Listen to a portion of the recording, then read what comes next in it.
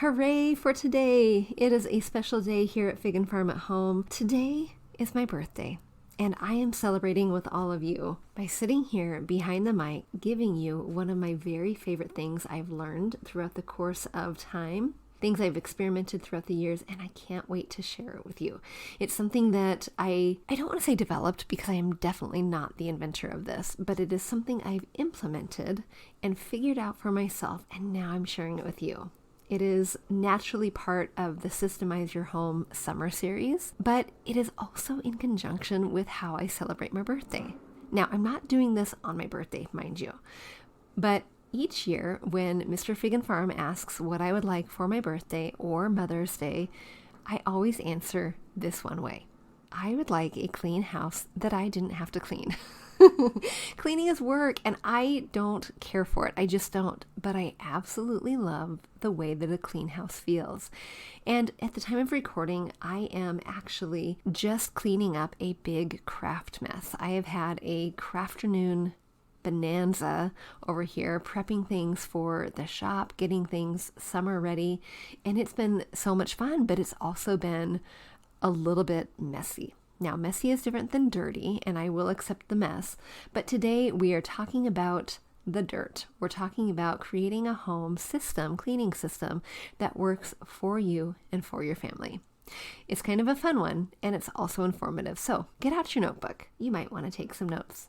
And friends, it would be the very best birthday gift ever to receive 30 seconds of your time to leave a podcast review. That would be amazing. If you have learned something from the show, if you have shared one of these tips, one of these episodes with a friend, if you have hung out with me for more than 3 times, you, my dear, are a design bestie.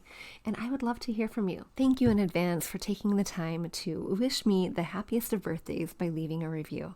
It is how the show grows, it is how I reach more people, and it is how I can hopefully spread encouragement and wisdom as you learn to decorate your home on a budget. And before we dive in to today's episode, I wanted to share with you a review I just received.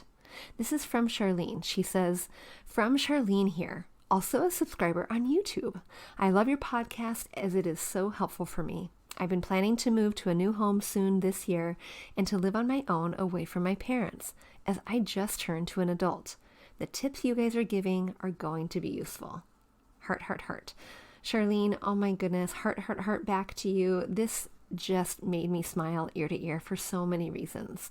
The first one is you are so young, and moving away from your parents into your own place is not only a brand new adventure, but when you're taking time to think about how you want your home to feel, your very first home, it's an honor that you're listening to me and getting encouragement and advice from me. So I really appreciate that. But I wanted to give you a little bit more advice and encouragement, because you might be moving into a home that you're going to be renting. And a lot of the tips and tricks I'm sharing here, Charlene, are going to be useful for you, even if you can't necessarily paint the walls. So I hope that you're able to use those as inspiration as you gather your first pieces of furniture, as you arrange your first pieces of furniture, and as you step out onto your very own. And the other thing that just made me smile, it made me a little bit giggle, was that you are a YouTube subscriber. So thank you. You found me over there on YouTube. Many of you may know or not that I have a YouTube channel. It is so teeny tiny. In fact, it is one of those brag right things in my house, because my kids who love watching YouTube will say, "Hey mom, do you have a YouTube channel?" Yep, I do. Okay, it is so small and it is so silly, and there are very few things on it. Of course, my podcasts, which make it seem bigger than it is, but then there's a few videos here and there, with hopefully plans to increase that as years go by. But in the meantime, it's bragging rights. My kiddos think it's cool, and Charlene, you found it, so that makes me so happy.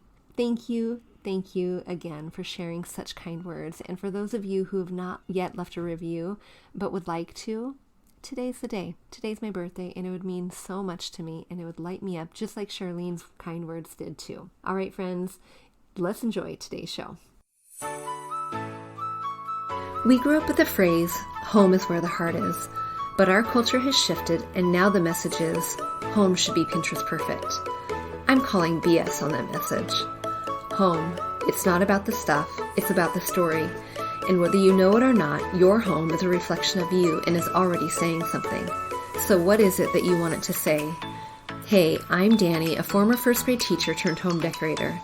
Going from a dual income to a single income so I could stay home with my babies meant budget, like ramen eating, Goodwill shopping budget. And I learned a few things along the way, like how to bring big style to your home without breaking the bank. And I'm sharing it all with you. Tips, tricks, decor, and design advice so you can learn to tell your story with your style. Where you can start living free from the Pinterest perfect trap and start living a life of intention. Welcome to Fig and Farm at Home, where we design happy living and where it doesn't have to be perfect to be beautiful. In my intro, I may have misspoke. I think I said, and I quote, "This is one of my very favorite things," or maybe it was like, "This is fun." Okay. Here's the thing you need to know about Dani from Fig and Farm at Home. I measure things in life in one of two categories, fun and not fun. And if some things are fun, they definitely need to be repeated. If it falls into the not fun category, forget it. You can say, "No way, Jose, I'm not going to do it," except for when you have to. So is cleaning fun? Let's clarify. Nope, it is not. Not for me.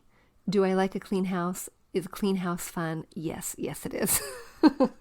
So in case you think I am one of those crazy clean ladies, I really wish that I was, but I am just not.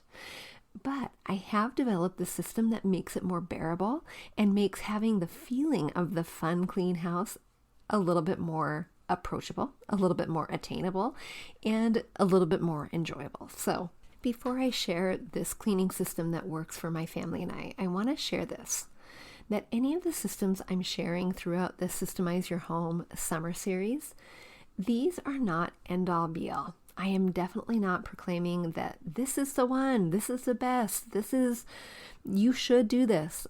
I am going to be sharing it because it did take me a while to figure out this was the right run for me, but I'm actually going to take us back about 5 steps to help you understand and ask the right questions in order to develop a system that works for you and your family. The process that I went through to not just say this is the best, but the one that says how we come up with the idea of the one that is best for us. Because the reality is that you have probably, if you are struggling with cleaning your home on a consistent basis, you have probably searched the interwebs. You've probably landed on Pinterest for far too long trying to figure out which one works best for you, which system is best for you. And there are so many to choose from. And you might try one, you might try it for a couple months, you might try it for 15 minutes and realize that it's just not going to cut the snuff. But the questions that you need to be asking yourself are the things that matter most. Because the thing I'm going to share today, the system I use for my own family, is the one that I realized works for me. And I'll tell you why it works. But before we get there, let's have a little fun. Because I did go and spend some time on Pinterest. I only spent about 5 minutes, and I learned several things. I'm excited to share with you how little I pay attention to the things on Pinterest, actually, because this is hilarious. I'll save that one for last, but here we go. What I realized is that not only are there so many ways that you can clean your home, but there are so many people claiming that their system, the thing that they're using in their home, is the number one way to do it. And it might be, but it might be for them. So here are some things that I ran across. I ran across day-by-day schedules. I ran across cleaning by 15 minutes a day. I ran across ideas like zone by zone, separating your home into different compartments, or maybe room by room. Of course, we have the spring cleaning ideas.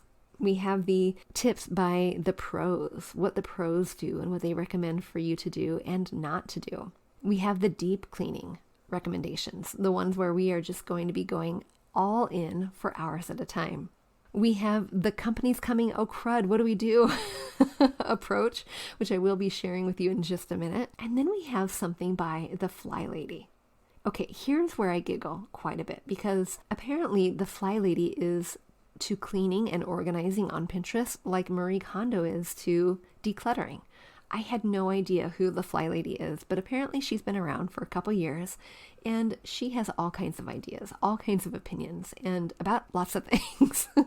And her approach is a combination of several. So zone cleaning plus the 15-minute a day approach. All right, if you want to learn more, go ahead and go check her out on Pinterest. But the one I want to tell you about before we talk about the questions you should be asking yourself is this one. This is the "Oh crud, company's coming" approach. This is the fake cleaning. Okay, do you want to learn how to fake clean? In my house, this is what it looks like. Quick, shove everything into the office. Yep, in my room, in my office. And there are times when that has just had to do. We've had only a few moments to spare, but I did chuckle quite a bit at this article, so I'm going to share with you what fake cleaning is and what it is that you can do if you find yourself thinking, oh crud, someone's coming and they're coming in about 20 minutes. So here were her ideas. Okay, the first thing you do is set a timer, but set the music too, she says, because you want to make sure that you have the mood in order to just be productive. But set the timer because we know that company just called, they're coming in about 20 minutes. The first thing you do after that is to get the scent started. So whatever scent you use, if you are a candle burner, if you are a diffuser, start that. And then only do the room that you're going to be using. That's smart. If you know that Aunt Susie's going to be popping by for just a few minutes, no worries. She might not need to go into your bedroom. She might not need to go upstairs. Maybe just concentrate on the rooms she will be in. And if you can keep her in the front entryway or the library, front entryway, how that's really not hospitable. You should probably invite her in. But whichever room she most likely will be in, to just focus on that room. Okay. She goes on to say that you want to gather a laundry basket or some sort of big basket that is going to be your friend here, because what you're going to do is through the rooms that you think your unexpected guest is going to be visiting, you are going to go and shove all the things into the laundry basket that are on flat surfaces.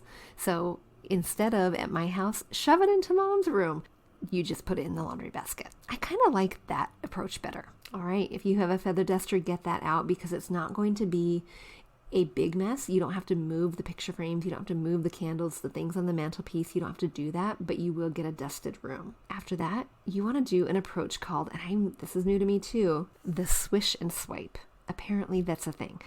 Maybe you already know about this, but the swish and swipe is basically doing the quick wipe of the counters. We're in the bathroom now. Quick wipe of the counters, of the toilet seat, of the hinges around it. Do a quick little swipe of that. I don't know what the swish is. Maybe swishing the bowl. And then you're moving on to the kitchen. Now, a tidy kitchen looks like a clean kitchen. So put out a fresh towel, put a few drops of essential oils down the dish drain, put any of the counter clutter into the basket, put your dirty dishes away if you have time. And, okay, this is where I really started giggling.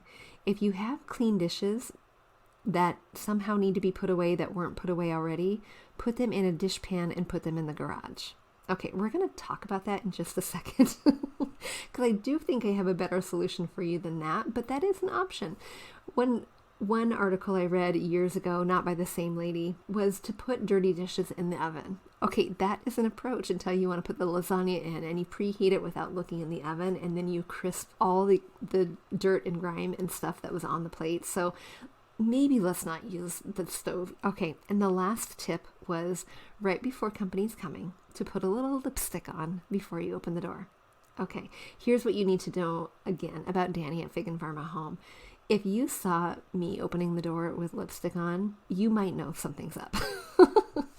You might know that you need to go and do a little hunt for my laundry basket in the garage that's holding all of my clean dishes that I haven't put away. Or you might need to go check my stove because maybe that's where the dirty dishes are stored. You're going to know something is up because this girl over here rarely wears lipstick. And if I do, it is definitely for a special occasion. Now, it is a special occasion when guests come over, but it's not one of those I need to do my hair and definitely put on lipstick. It is It's a special occasion because you're coming over, and I definitely want you to feel welcome. Now, the point of this article here is to make sure that your guests feel welcome. They're going to remember you and your warm welcome more than they're going to remember your clean house. And that is the point. And that is, I hope, what you would see when you come to my door unexpected, not the lipstick that is out of place with my running shorts and my tank top.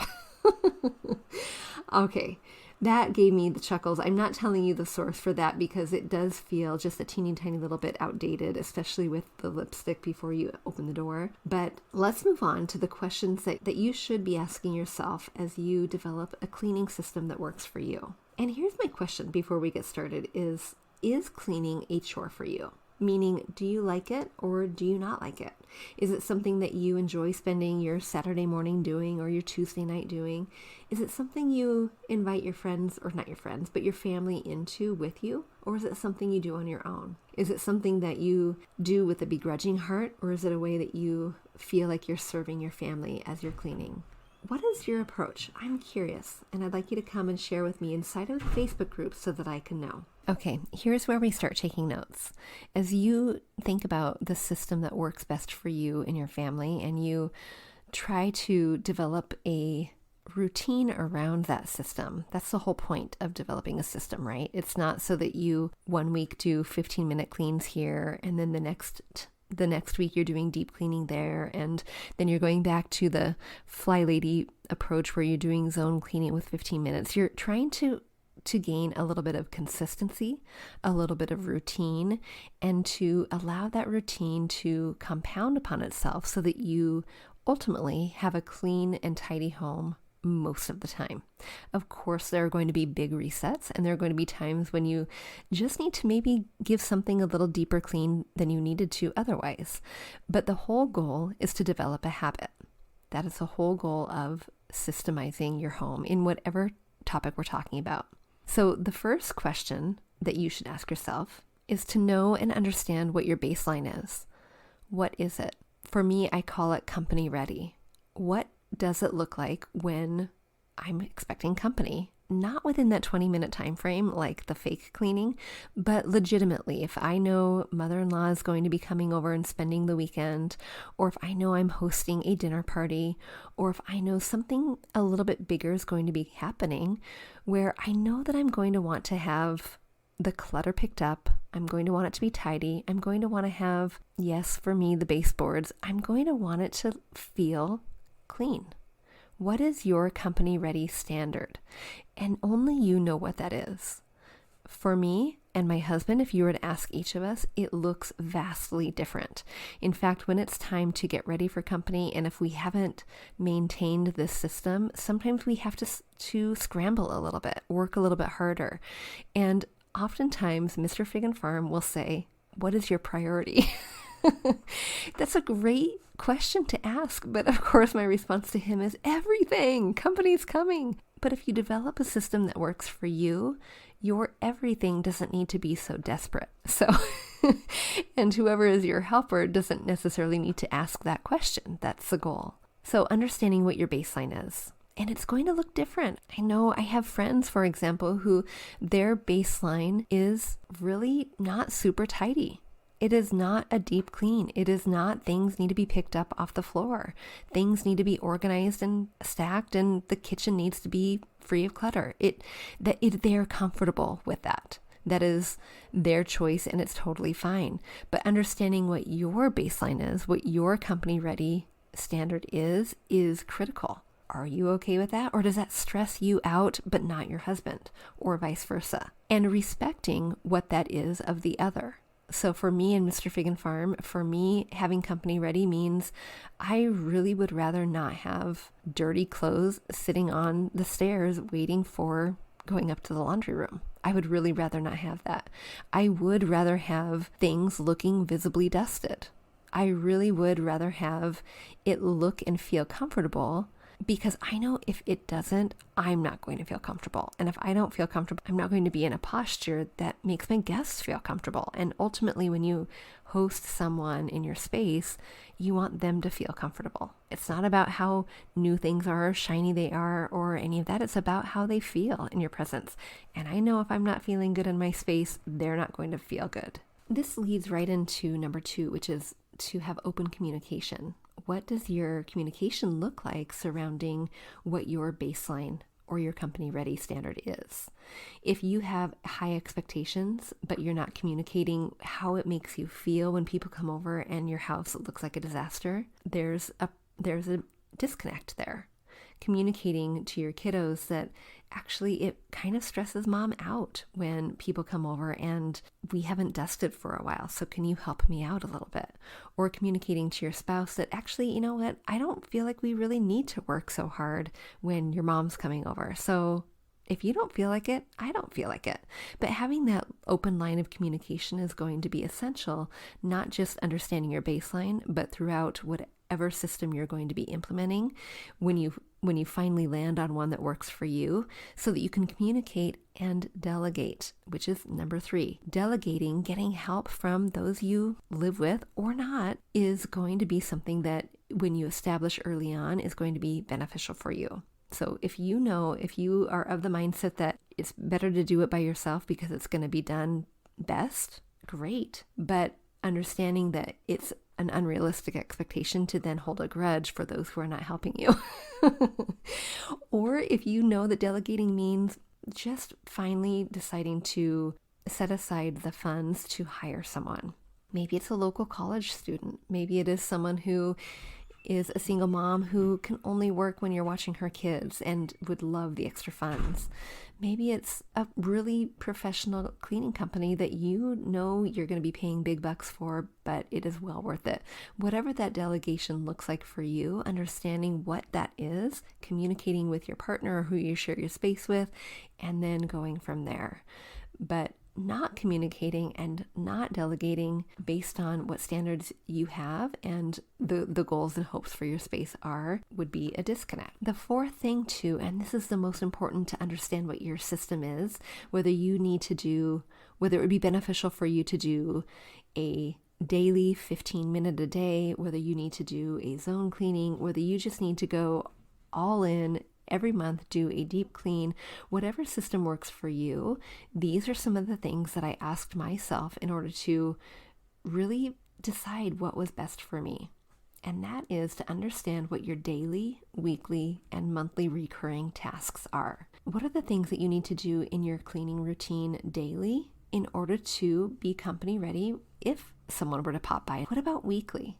And what about monthly? What are some of those things, and how do you then create the system around it to support those weekly, daily, and monthly tasks? For me in my home, because we are living with animals, there are daily tasks that feel sometimes really laborious, but then there are some weekly ones that feel like we can get away with not mopping more than once a week. And honestly, if we do 10 days, it's not going to be the end of the world.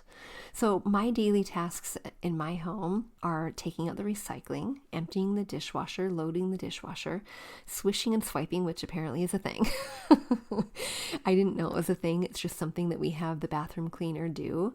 They don't necessarily swish and swipe the counters, but they do swish and swipe the hinges around the toilets. Now, this may be a product of being a boy mom. Maybe I could get away with not swishing and swiping if I had girls. I don't know. Someone who has girls, please tell me. Or maybe don't. Maybe don't. Laundry is a daily. Doing the floors is a daily. And by floors, I mean just a quick vacuum. And we have purchased a vacuum that is easy for the boys to run on their own so that they can get a quick, maybe a swish and swipe here, I guess. Maybe it's not the same. I don't know. Maybe that concept isn't transferable, but they can quickly do the hardwood floors and the little area rugs, and tidy and fluff. So at the end of the day, I do a quick daily reset. And what that looks like is, if we've watched TV, I put the pillows back. I do love having a cute little couch. I love having the pillows and the throw blanket out. That takes approximately 30 seconds. It is not a big deal, but it makes me feel better when I come down the next morning in order to have a couch in a living room that looks presentable. I'm sure I'm missing some things, but going into my weekly chores, my weekly tasks in order to be company ready: mopping, vacuuming the stairs and the hallways upstairs, deep cleaning the bathroom. And by deep cleaning, I mean we're scrubbing the toilets, we're really cleaning the sinks and mirrors, things like that, changing the sheets. Of course, company's not going to know if I've changed my sheets or not, but it makes me feel better if I do that weekly or so. And then for me, because we do have kitties, de-kitty furring the window treatments. And then monthly, we are kind of doing a deeper clean. This is where I dust in places that maybe mother-in-law wouldn't necessarily know, but I know, and they're going to be ready every month. And so it allows those weekly and monthly tasks to be not such big, deep cleaning things. So, for example, some of my monthly tasks would be to really give the front porch a deep clean, to dust the baseboards, to dust the light fixtures and the tops of doors or the tops of millwork. For me in my kitchen, I don't do this more than once a month. Maybe I should, but to really scrub the counters. I do a mid clean. I don't know what the middle ground is between a swish and swipe and a deep clean, so we're going to call it a middle. But I give it a middle every week. But once a month, I do a deep, deep clean on the backsplash, the kitchen counters, where I'm literally moving everything off the counters to use the cleaner. And understanding too what your daily, weekly, and monthly tasks are and what your standard for that is. Some of you might think, oh my gosh, you only really scrub down your counters once a month. That's disgusting. But I'm okay with that. Some of you might think at the end of the day, I need to remove absolutely everything from my counters and do that. That's a daily task for you.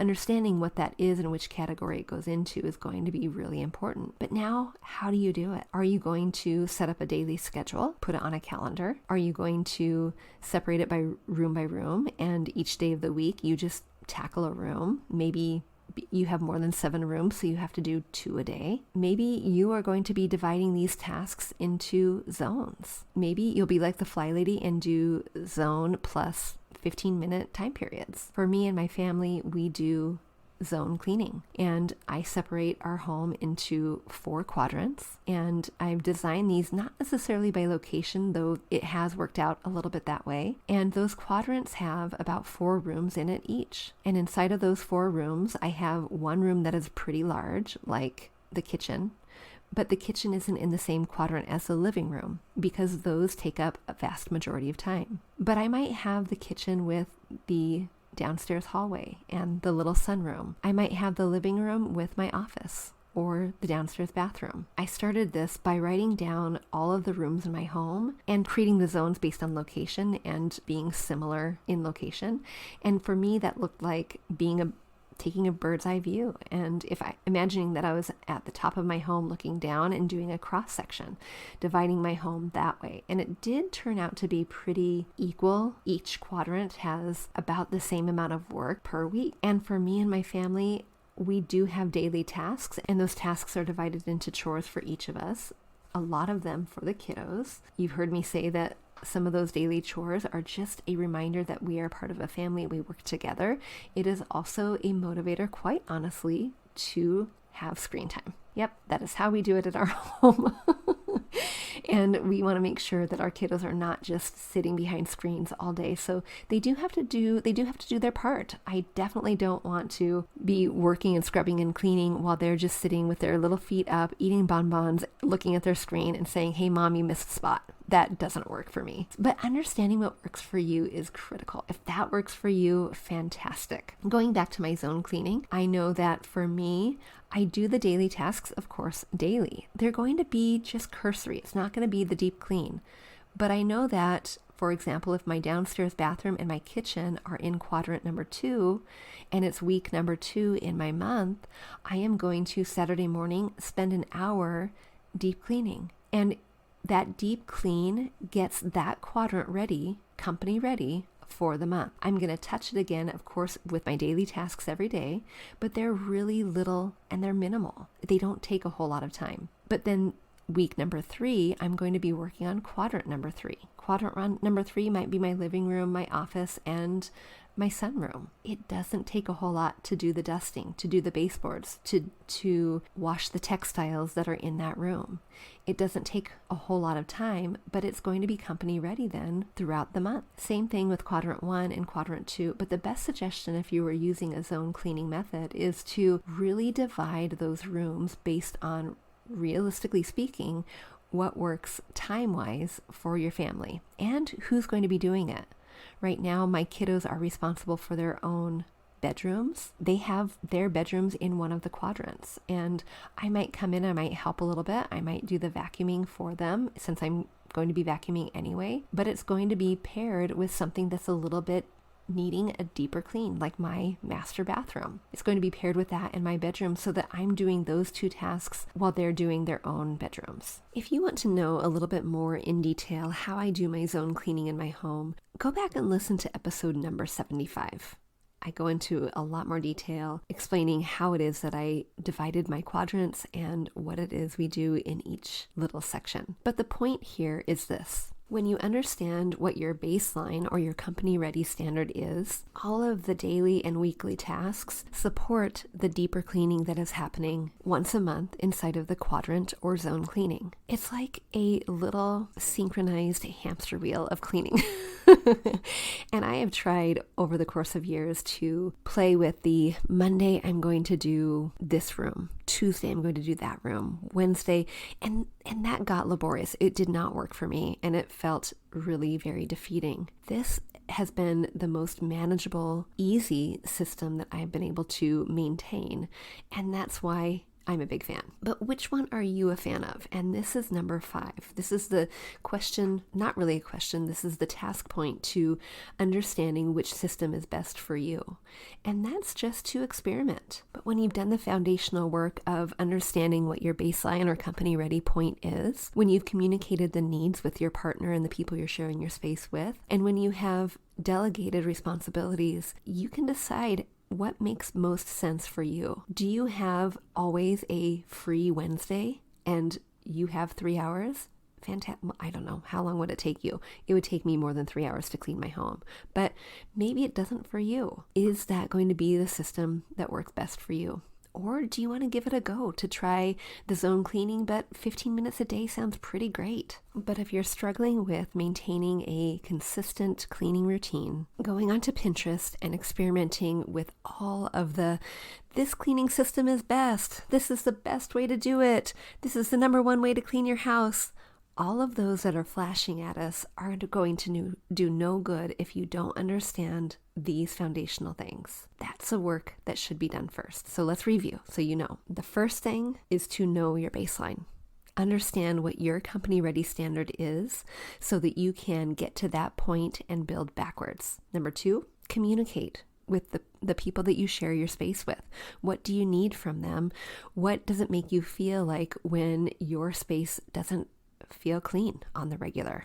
Are you okay with it? What are your standards? What are their standards? What do they need? And even kiddos have a point to say here. Number 3 is to delegate or not. If you know that you're going to just want to do it yourself, do it yourself. But if you know that you're going to do better and need help, ask for that. Communicating is the key. Number 4 is really understanding, writing it down, what your daily, weekly, and monthly tasks are. And this is pivotal. This is the linchpin in any cleaning system that you use so that you know realistically what is expected, what is needed in order to get to your baseline or company ready when you need to. And number 5 is to experiment. Once you have that foundational piece down, experiment to see which one works best for you. And my encouragement would be experiment for a couple months.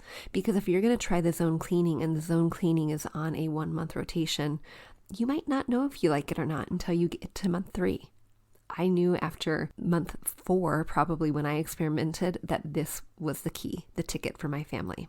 All right, friends, I hope that was helpful for you as you strive to maintain a consistent cleaning routine in your own home. Whatever that system's going to be, drop it into our Facebook group so that we know. And if you are a fan of cleaning, hey, I want to meet you. You may be a unicorn, but we are bound to be design besties. All right, friends, until next time, I'll see you soon. Hey, real quick before you go, if you learned something new or found value in today's podcast, would you head over to iTunes to Fig and Farm at Home and leave a review and subscribe to the show? That would be awesome. And if you'd like to connect with my community of mamas who are learning to be intentional storytellers within their own homes, join us at bit.ly/design101 group. There's always more room at the table. See you soon.